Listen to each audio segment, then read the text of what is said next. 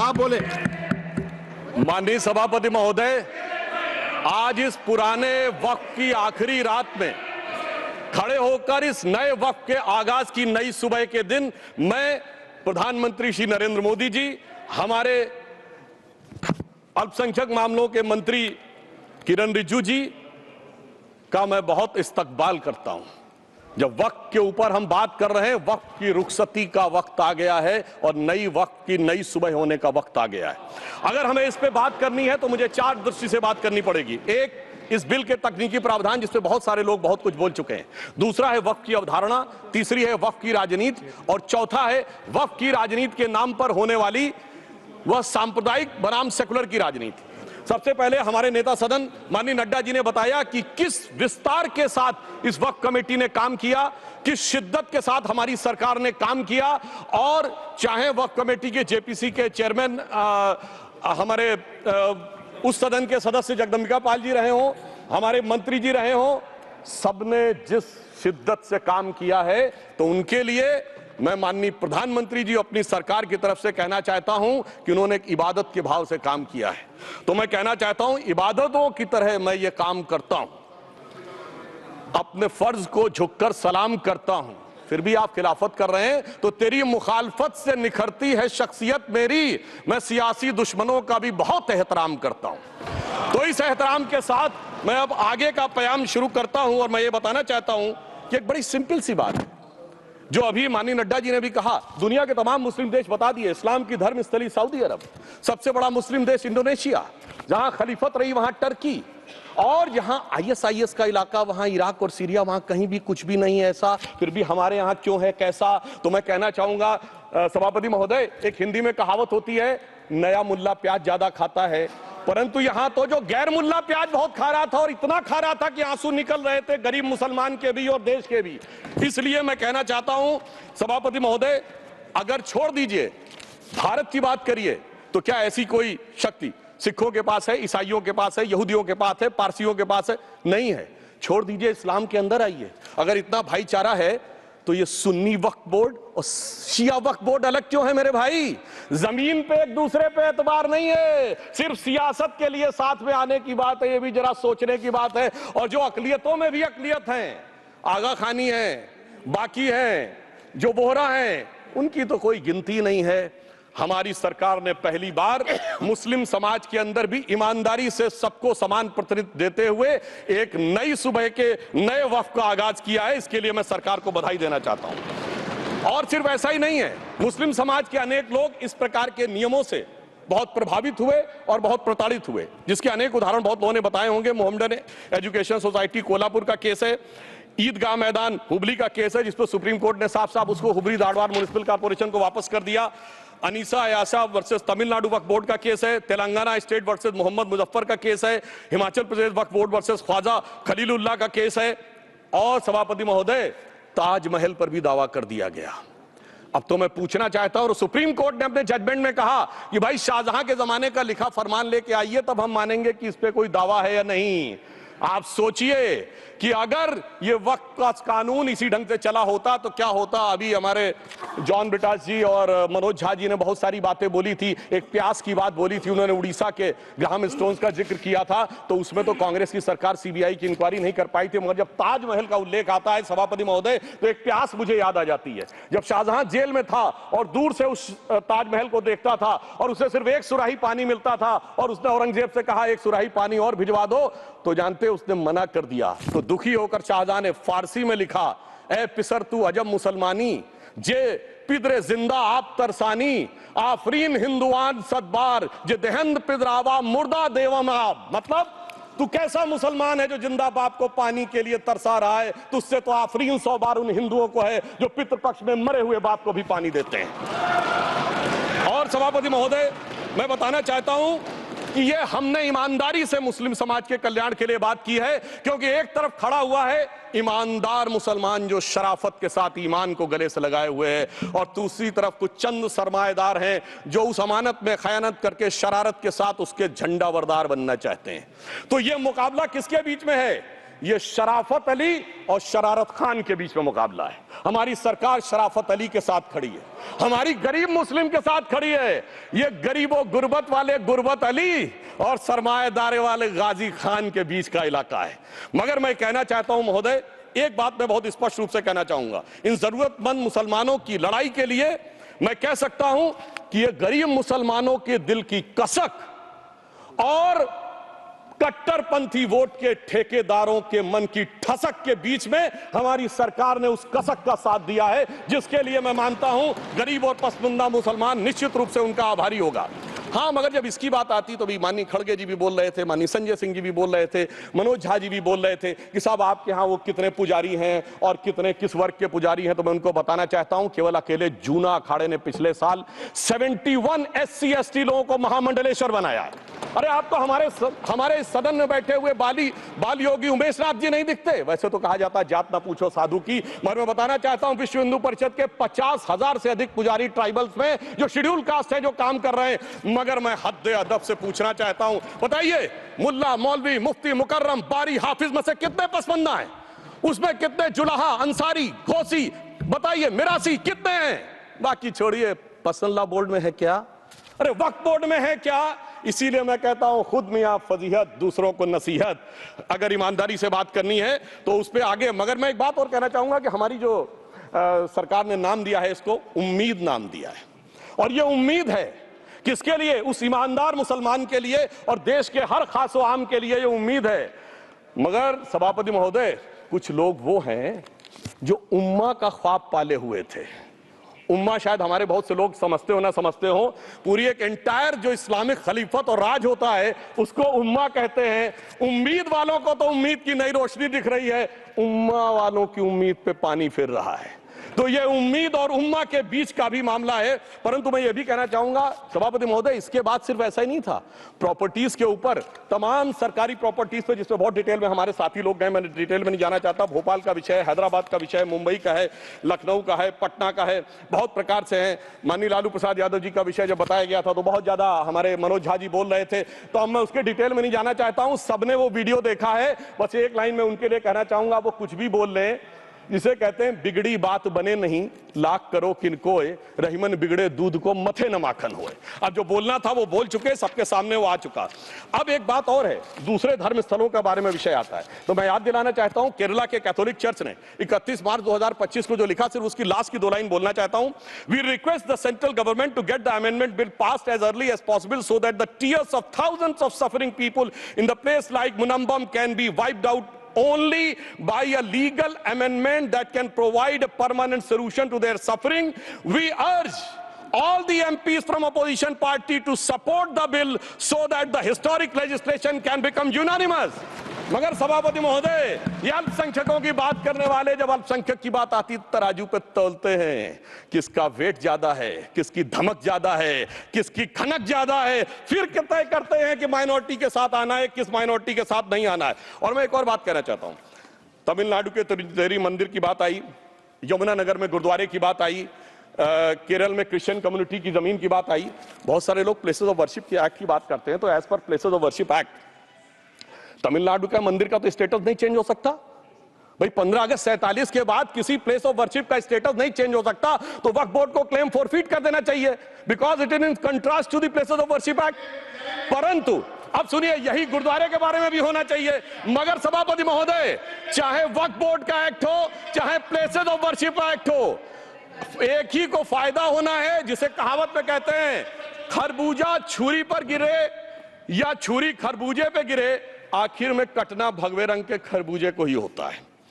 अब मैं यह भी बताना चाहता हूं कि इन संपत्तियों के द्वारा जो कुछ हुआ, उन्होंने इतनी चीजों को लिया है, इतनी चीजों को लिया है। एक पुराना उर्दू का शेर है कि मिटे नामियों के निशान कैसे कैसे, और ये जमीन खा गई आसमां कैसे कैसे। इस जमीन ने कैसे कैसे लोगों को अपने में समा लिया, इसकी तमाम तारीख गवाह है। अगर मैं इसमें बहुत डिटेल में जाऊंगा तो सदन का बहुत सारा वक्त जाएगा, परंतु मैं एक बात ये कहना चाहता हूं कि जब इतना ज्यादा आगे बढ़ गया तो फिर कोर्ट ने आगे इंटरवेंशन करना शुरू किया। मैं डिटेल में नहीं जाना चाहता हूं। अभी कार्तिकेय शर्मा जी ने बहुतों ने बोला सैयद फैसल का case versus union of government, Allahabad high court के केस को कहा, मगर Bashir versus state of West Bengal case में उन्होंने बहुत क्लियर कट कहा है कि Waqf is not a religious denomination in accordance with Article 26 of the Constitution, so the matter relating to the restricting the economic, financial, political and other sectoral activities that may be associated with religious practice under Article 25(2)(a) of the Constitution can be regulated by the state. तो मुझे लगता है अब इसके बाद कोई किंतु परंतु का स्कोप नहीं रह जाना चाहिए। परंतु उसके बाद भी सभापति महोदय जो कानून को न माने, जो कहे संविधान को नहीं मानेंगे और जो ये कहे कि साहब अदालत के आदेश को भी नहीं मानेंगे, तो फिर इसका मतलब उसके मन में तो एक ऐसी बादशाही आ गई है। इसके लिए मुझे सभापति महोदय वो पुरानी वाली फिल्म अगर लोगों को याद हो तो मुगले आजम का वो सीन याद आता है कि जब अकबर ने अनारकली को कैद कर लिया तो सलीम कहता है जब्त मैं करूं जिसकी की जमीन वीरान हो गई है, जब्त वो न करे जिनके सिर्फ शौक के बाद चाहत को ठेस पहुंची है।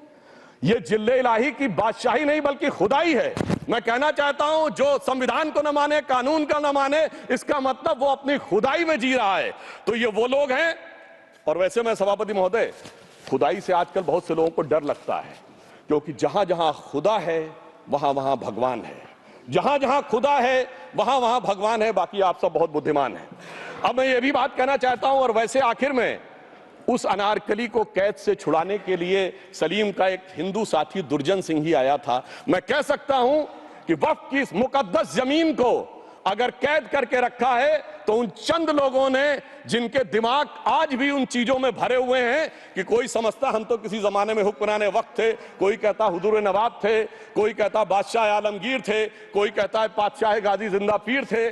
तो नदीमुल हक साहब ने जो बोला था ना, किसी के बाप का हिंदुस्तान थोड़ी है, बिल्कुल मैं कहना चाहता हूं जिन्होंने इस देश के लिए खून बहाया उनके बाप का हिंदुस्तान है, उस गरीब मुस्लिम कारीगर के बाप का हिंदुस्तान है। पर जो ये कहते हैं कि आगरे का लाल किला किसके बाप ने बनवाया, आगरे का किला किसके बाप ने बनवाया, दिल्ली का किला किसके बाप ने बनवाया, हैदराबाद का चार मीनार किसके बाप ने बनवाया, उसके बाप का ये हिंदुस्तान नहीं है।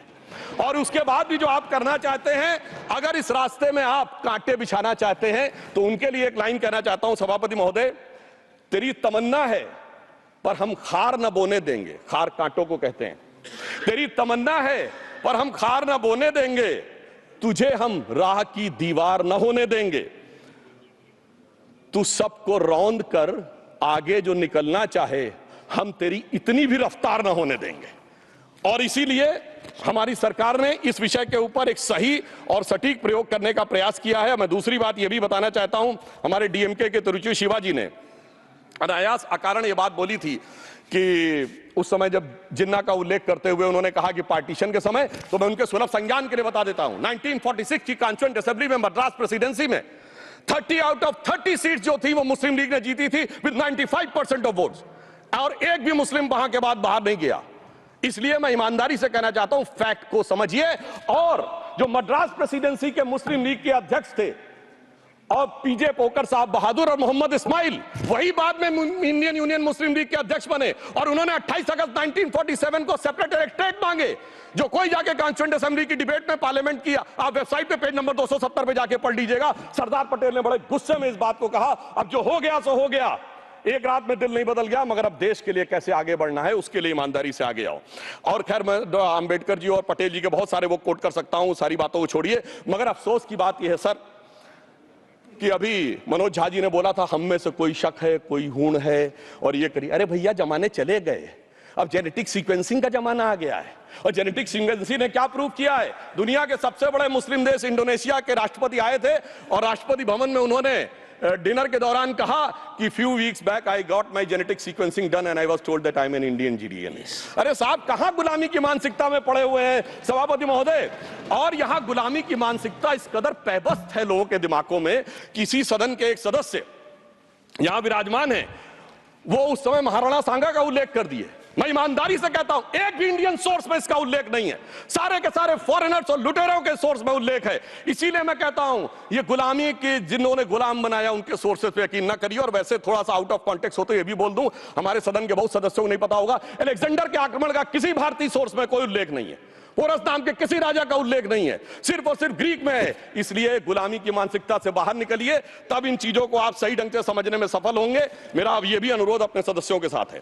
वक्त की अवधारणा के बारे में बहुत कुछ बोला जा चुका है कि ये ओरिजिनली कहां से आया, पर मैं इतना कहना चाहूंगा, सबसे पहले वक्त का उल्लेख आता है जब ससनिड एम्पायर को खलीफा उमर ने कैप्चर किया, तो आज का जो सदन इराक है उसके इलाके को उन्होंने वक्फ डिक्लेयर किया और वो स्टेट के द्वारा कंट्रोल होता था। स्टेट के बारे में माननीय नड्डा जी ने अभी बताया कि बड़े बड़े देशों में किस ढंग से होता था। सर सैयद अहमद खान ने भी वक्फ को मूल इस्लाम का हिस्सा न मानते हुए इसके लिए मुजार शब्द कहा है जो शरिया के अंतर्गत आता है, और इसी के लिए उन्होंने फतवा आलमगीरी को भी कोट किया था।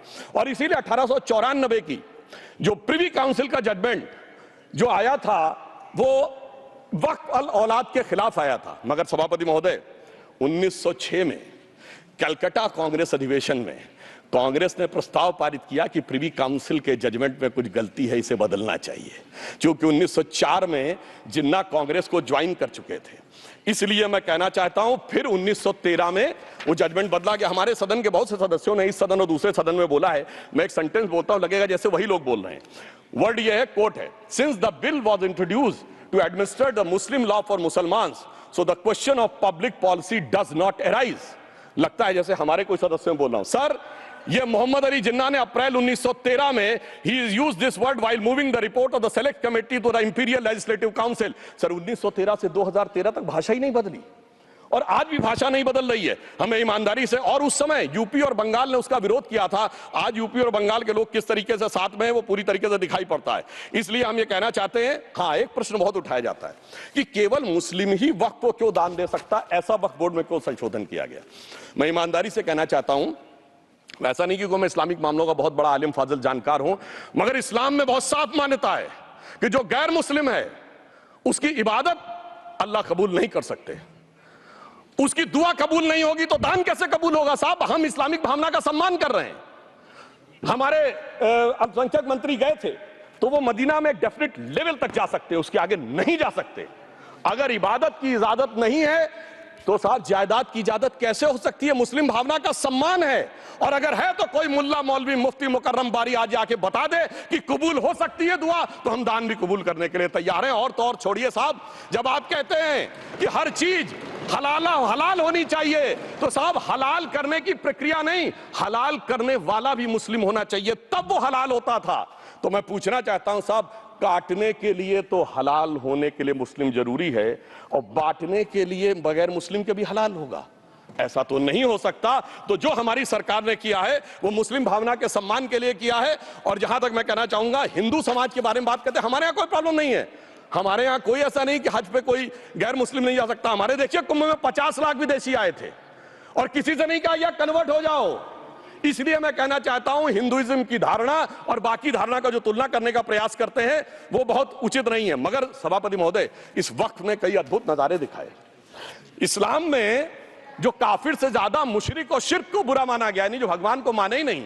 यहां देखिए वो लेफ्ट के लोग जो कहते धर्म एक अफीम है, वो आज खुदाई खिदमतगार बन के खड़े हो गए। सोचिए कैसा बदलाव आया है। और सर मुझे एक और चीज नजर आती है, एक पुराना गीत था, वक्त ने किया क्या हसी सितम। तो आज मैं कहना चाहूंगा, वक्त ने किया क्या हसी सितम कि मुस्लिम लीग और शिवसेना मिलके हो गए हम। और मैं कहना चाहता हूं, ये मुस्लिम लीग वो है जिसने सेपरेट इलेक्टोरेट की मांग की थी, और इस शिवसेना के उबाटा के हमारे इस सदन के एक सदस्य हैं। और सर हमारे साथ मुरली जी बैठे हैं, मुरली देवड़ा जी ने मुझे याद दिलाया, उन्होंने मिलिंद देवड़ा जी ने याद दिलाया, उन्होंने कहा एक जमाने में उन्होंने कहा था मुस्लिमों की नागरिकता छीन लेनी चाहिए। इसीलिए मैं कह रहा हूं वक्फ ने किया क्या हसी सितम, ये दोनों मिलके हो गए हम। और सर मैं इसके बाद एक टेक्निकल बात करना चाहता हूं। जब इन्होंने टाइम ड्यूरेशन हटा दिया था और बैक में पीछे जा सकते थे, तो मैं पूछना चाहता हूं सर कि जब ब्रिटिश हुकूमत आई तो उसने तो मुगलों सारी हुकूमत ले ली थी, तो उनका मालिकाना हक कैसे हुआ। सर 1707 के बाद तो इस्लामी हुकूमत दिल्ली से खत्म हो गई थी। एक आखिरी मुगल बादशाह शाह आलम के लिए तो बोला जाता था सल्तनते शाह आलम दे लाल किले ते पालम, यानी आज का आईजीआई एयरपोर्ट। तो साहब उसके बाद ये गुजरात के सूरत से लेकर लखनऊ तक उनका मालिकाना हक निकलने कहां से लगा? अरे भाई, जब दिल्ली को कैप्चर किया था अंग्रेजों ने तो सारी जमीन अंग्रेजों की थी। तो जब मैं अपने कांग्रेस के मित्रों से पूछना चाहता हूं, ये जब गवर्नमेंट ऑफ इंडिया एक्ट में पावर डीड ट्रांसफर की थी तो पढ़े नहीं थे क्या, या खोखले कागज पर साइन कर लिए थे, या कागज सही था आप खोखला करने की बात है? मैं पूछना चाहता हूं, जब 250 साल तक वो हुकूमत ही नहीं रही तो उस हुकूमत के फरमान की लेजिटिमेसी कैसे हो सकती है? ये मैं कानूनविदों के लिए भी एक फूड फॉर थॉट रखने की बात करता हूं। और दूसरी बात मैं कहना चाहता हूं, ये किन हुकूमतों की बात कर रहे हैं सभापति महोदय? अगर सूरत नगर निगम पे दावा है मुगल के जमाने का और तमिलनाडु के मंदिर पर अरकाट के नवाब का, सभापति महोदय ये वो हुकूमतें थी जो जजिया लगाती थी, ये वो हुकूमतें थी जो जिम्मी का कॉन्सेप्ट रखती थी, ये वो हुकूमतें थी जो गाजी की बात करती थी। क्या भारत के संविधान में उन हुकूमतों के फरमान को सही मान्यता देना सही है?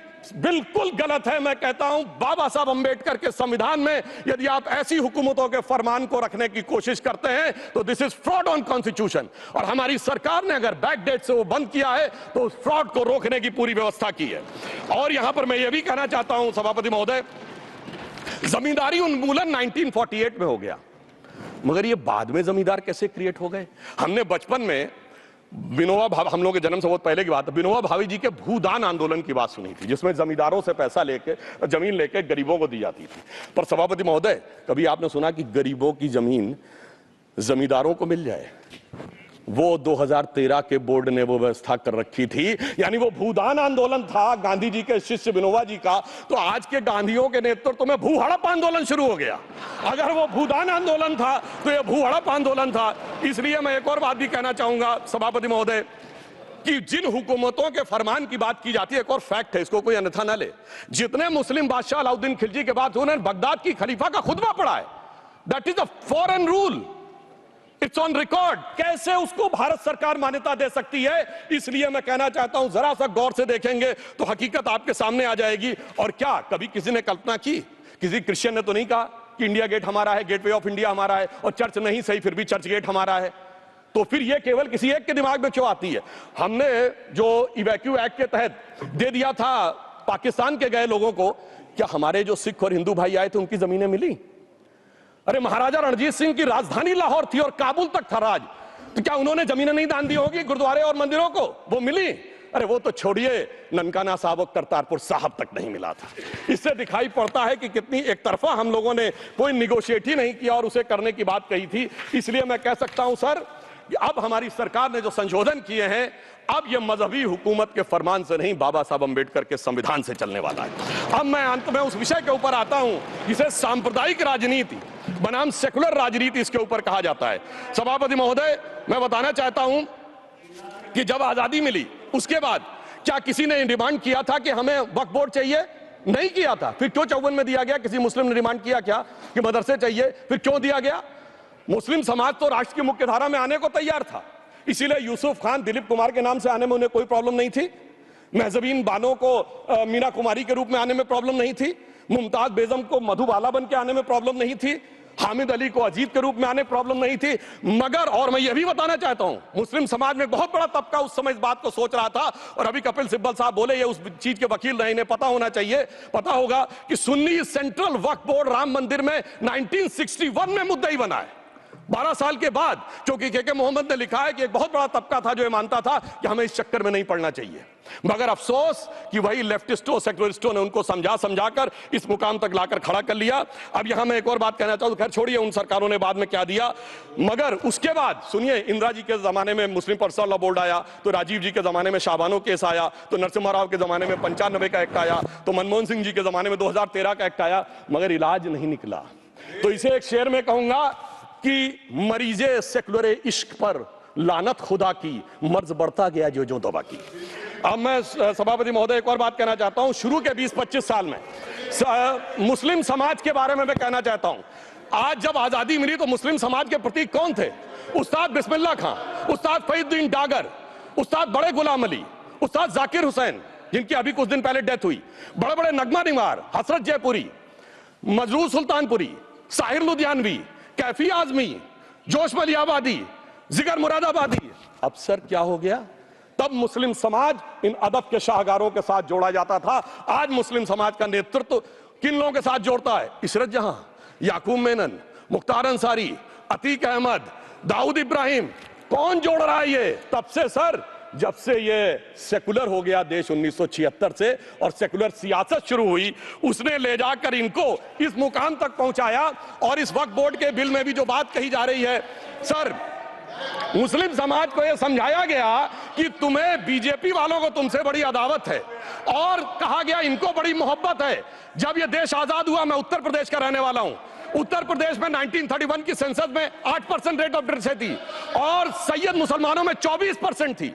यूपी की ब्यूरोक्रेसी में 20% थे। आज कहां चले गए सब? मैं एक लाइन में कहना चाहूंगा, ये अदावत और मोहब्बत की सियासत में ऐसे फंसे कि किसी को किसी की मोहब्बत ने मारा, किसी को किसी की अदावत ने मारा, मगर इस शराफत अली को सेकुलर सियासत ने मारा। और मैं सभापति महोदय एक और बात कहना चाहता हूं कि चलिए बोलिए।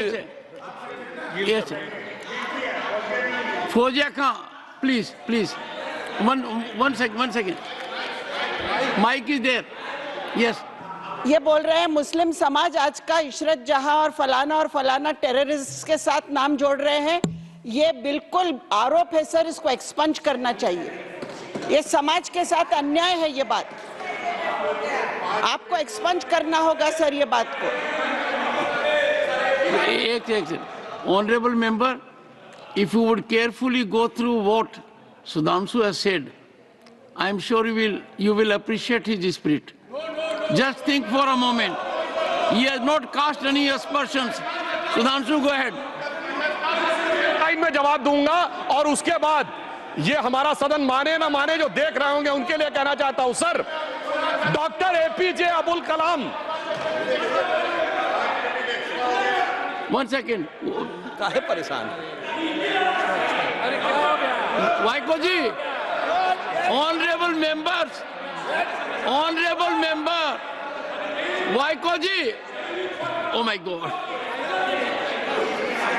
Vaiko ji, tell me.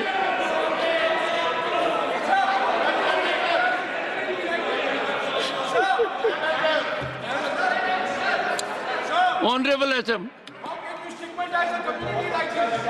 को जी हिंदी समझ रहे हैं।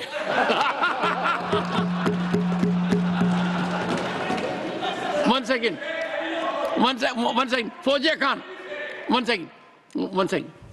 First, I think, one second. Sir क्या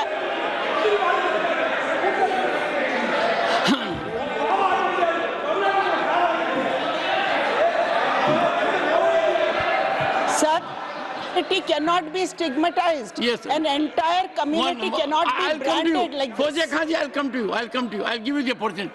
Honorable Finance Minister. But one line is said. One line. Please.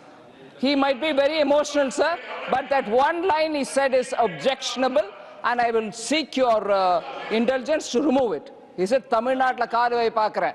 You enter Tamil Nadu, I'll see you. No good. No good. Illa, tappade. Tappe. சொல்லக்கூடாது. நீங்க அப்படி பேசுறது தப்பு. நீங்க அப்படி பேசுறது ரொம்பவே தப்பு. இந்த நாட்டுல யார் வேணாலும் எங்க வேணாலும் கால் வைப்போம். யாருக்கும் அதிகாரம் இல்ல ஒரு உயிர் மேல. Honorable Finance Minister. So sir, this is atrocious. You set foot in Tamil Nadu and take care. What is that language? We have a Home Minister after a long time who has brought about changes unthinkable. What he said, you can. सबसे पहले मैं तमिलनाडु का जवाब देना चाहता हूं. Yes. सभापति महोदय, तमिलनाडु से ही डॉक्टर एपीजे अब्दुल कलाम थे और मैं सारे सदन से कहना चाहूंगा, डॉक्टर कलाम का नमाजे जनाजा और याकूब मेनन का नमाजे जनाजा एक ही दिन हुआ. कितने लोग याकूब मेनन के नमाजे जनाजा में गए और कितने डॉक्टर कलाम के नमाजे जनाजा में गए? डॉक्टर कलाम मेमोरियल पे कितने लोग की फोटो है दिखाएं मुझे, सोशल मीडिया पे पोस्ट की हो. मगर अफजल हालात का मारा था आपके एक मंत्री का ऑफिशियल ट्वीट है, वही सदन के सदस्य नहीं तो मैं नहीं बोल रहा हूं. याकूब मेनन की जुडिशियल किलिंग हुई आपके एक नेता का, मिनिस्टर का ऑफिशियल ट्वीट है, सदन के सदस्य नहीं है इसलिए नहीं बोल रहा हूं. और सर, 26/11 आरएसएस ने कराया, सदन के सदस्य बैठे हुए हैं। हाफिज साहब और सुनिए, जाकिर नाइक शांति का मसीहा सदन में सदस्य बैठे हुए हैं। सर किसने जोड़ा? मैं नहीं कह रहा हूं जोड़ा, हमने किससे जोड़ा मैं बताना चाहता हूं। मैं अपनी बात, सर मैंने नाम किसी का नहीं लिया। सर आपने उड़ता तीर क्यों पकड़ लिया? सर मैंने नाम नहीं लिया, उड़ता तीर क्यों पकड़ लिया? सर मैं पूरी बात करूं। सर मैं कहना चाहता हूं, हमारी सोच मुस्लिमों के बारे में और इनकी सोच में क्या अंतर है। देखिए, जिन लोगों ने मुस्लिम हिस्ट्री नहीं पढ़ी उन्हें मैं बताना चाहता हूं। एक दो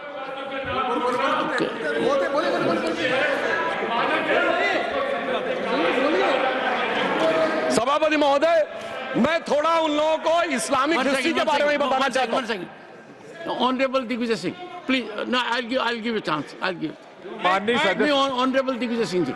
माननीय सभापति महोदय, जो माननीय सदस्य ने बात कही है, मैं सुन रहा था डॉक्टर त्रिवेदी जी की बात। उन्होंने कहा था ऐसे ऐसे ऐसे मुसलमान हम लोगों के साथ है और वैसे वैसे मुसलमान इन लोगों के साथ है। बात यह है कि आपने जिस तरह से इस पूरी बात कही है, ये घोर आपत्तिजनक है, अपमानित करती है, और जो माननीय सदस्य ने भी मेरे बारे में भी कहा है, मैं उनकी निंदा करता हूं। Honourable home minister, honourable home minister, honourable home minister, एक second okay, one second, your mic will be on. जी महोदय, मुझे ये सब कहने की जरूरत नहीं है, लेकिन जो गुजरात में दंगे और फसाद हुए, कौन कौन उसके लिए जिम्मेदार थे बताइए। ऑनरेबल होम मिनिस्टर,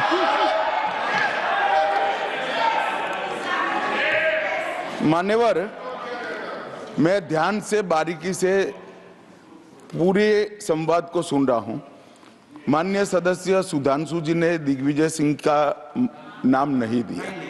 अब वो खड़े होकर कहे मेरे बारे में कहा, इससे साबित हो गए। और अभी भी मौका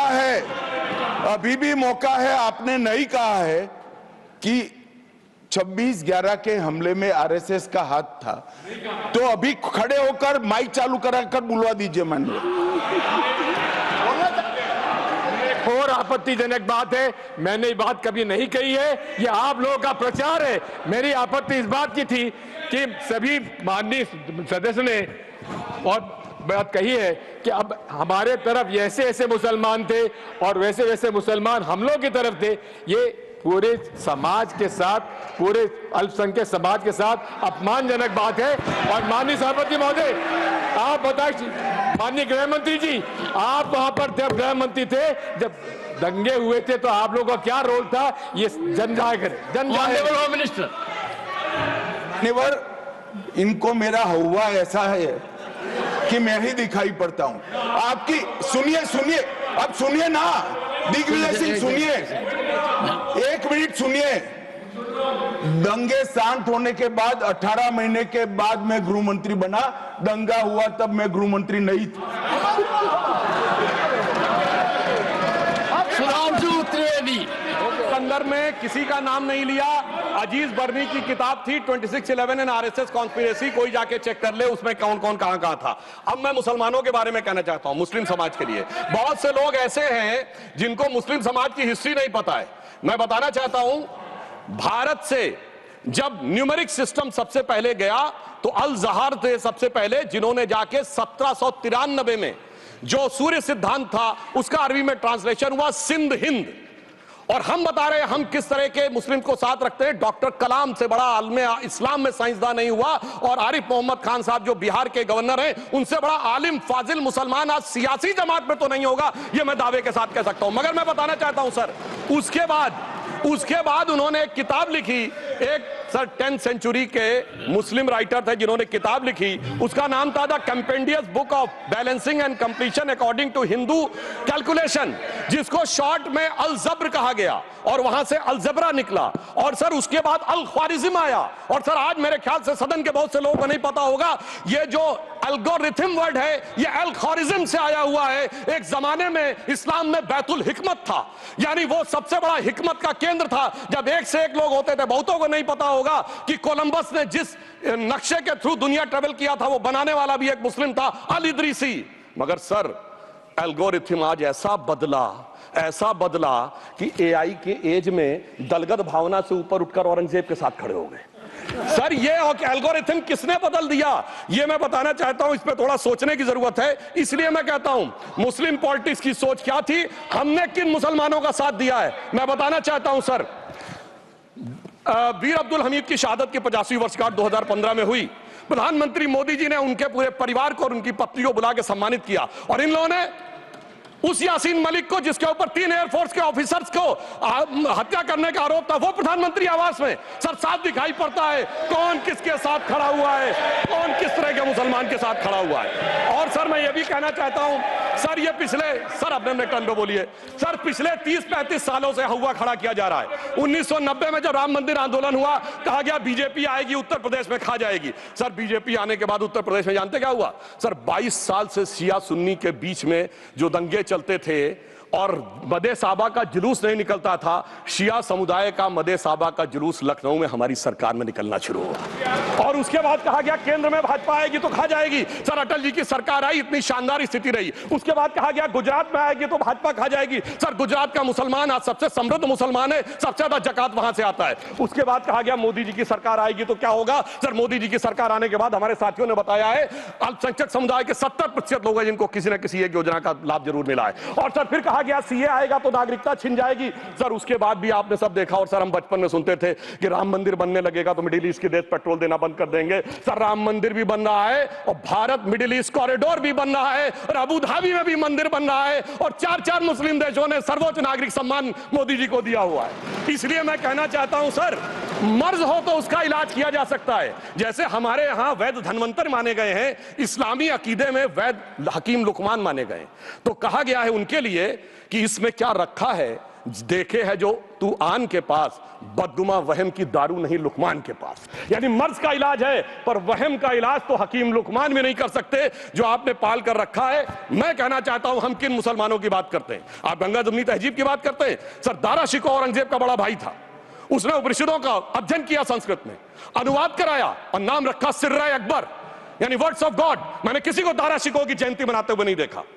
मैं पूछना चाहता हूं, बेगम बीबी ताज, उनके घर पे जाते किसी ने सुना? सर, ये बताइए, आलम शेख, इतने बड़े कृष्ण भक्त के कवि, किसी ने सुना उनके घर पे जाते हुए? मलिक मोहम्मद जायसी, जिन्होंने पद्मावत लिखा, उत्तर प्रदेश के रहने वाले, उनके घर पे कोई गया?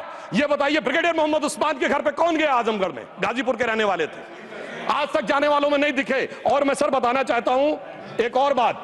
सर, एक सैयद इब्राहिम रसखान हुए हैं, बहुत बड़े कृष्ण भक्त के कवि। सर, जिन्होंने क्या लिखा, उन्होंने कहा मेरा अगला जन्म हो तो भी मैं कृष्ण भक्ति बनना चाहूंगा। मनुष्य बनूं तो ग्वाल बाले के रूप में और पशु बनूं तो गाय के रूप में। उन्होंने कहा मानुष हो तो वही रसखान, बसों ब्रज गोकुल गांव के ग्वारन, जो पशु हो तो कहा बस मेरो चरो नित नंद की धेनु मजारन।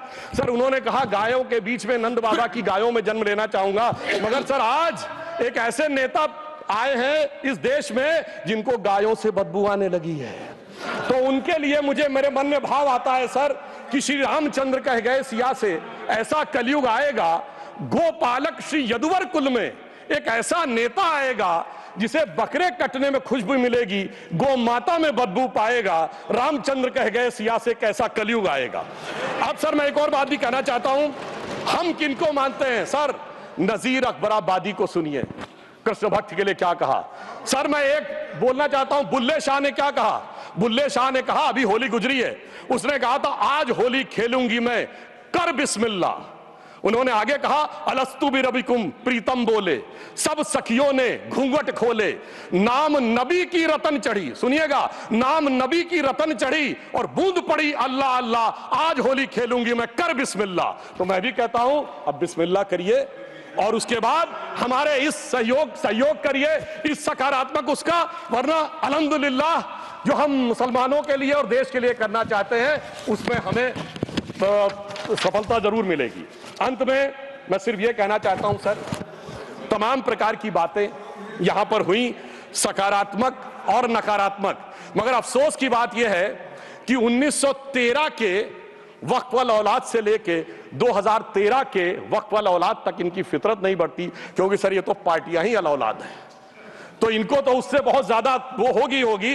पर मैं सिर्फ अंत में कहना चाहता हूं सर, अपनी सोच बदलिए। आप जिस कश्ती पे सवार होकर इस दरिया को पार करने की कोशिश कर रहे हैं, पिछले 75 साल में नहीं कर पा रहे हैं, 10-12 साल में बहुत हिचकोले खा रहे हैं, तो कश्ती और रास्ता बदलिए। तो इनके लिए अंत में एक पंक्ति कहते हुए बात समाप्त करना चाहूंगा कि इन्होंने कश्ती भी नहीं बदली, दरिया भी नहीं बदला, पर इन डूबने वालों का जज्बा भी नहीं बदला, पर है शौक सफर ऐसा, एक उम्र हुई हमने, मंजिल भी नहीं पाई, रास्ता भी नहीं बदला।